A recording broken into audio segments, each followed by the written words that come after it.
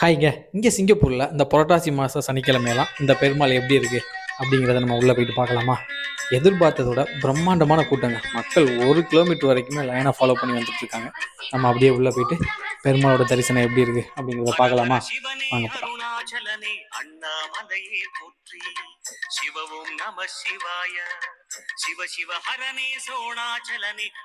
பெருமாளோட வழிபாடு முடிச்சிட்டாங்க. அடுத்து நம்ம அன்னதானம் தான். எல்லாருமே அதுக்கு தான் வெயிட் பண்ணிட்டு இருக்காங்க. நம்மளும் போய் இந்த லைனில் ஜாயின் பண்ணி அன்னதானத்தை சாப்பிட்லாமா? வாங்க போகலாம்.